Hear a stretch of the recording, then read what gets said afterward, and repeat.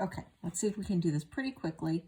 So we are basically looking at if the log and the base are the same on each side, then we're just going to set what's in the parentheses equal to each other and solve.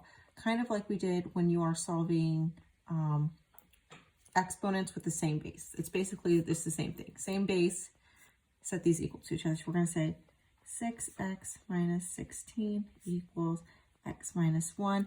And then we're just back in Algebra 1 solving a multi-step equation. We're going to move all of our variables to one side.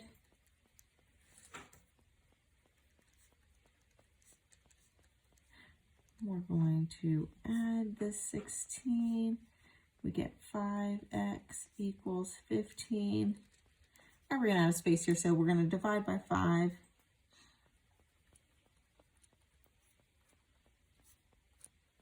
And we're going to get x equals 3. And that's really all there is to it.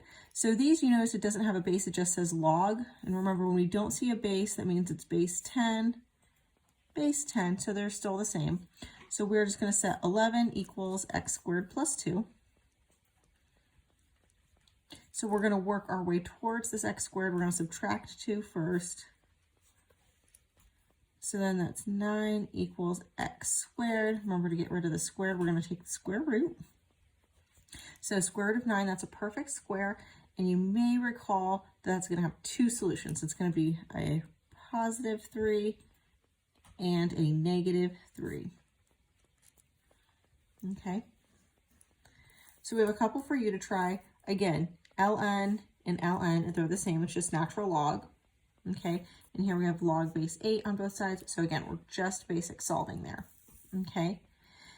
This one, it says, as long as b is 0, okay, log base a, b equals c, then a to the c power equals b. And we've already actually gone over this, right, when we were rewriting into logarithmic or exponential form.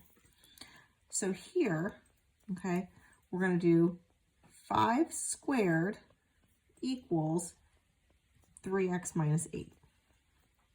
So 5 squared equals 3x minus 8. Well, good thing we know 5 squared. 5 squared is 25. And again, now we're just back in Algebra 1. We're doing this multi-step solving. I'm going to add 8 to both sides. And 25 plus 8, if you see my little fingers, because of course I'm doing it, I think that's 33, equals 3x. And again, I ran out of space. We are going to divide by 3, and we're going to get x equals 11. Okay, so same thing here. I'm going to do 2 to the third power equals 2x plus 5.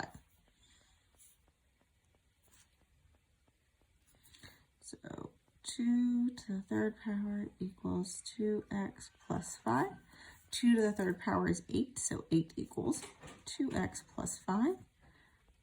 Subtract 5, right? We're working towards that x.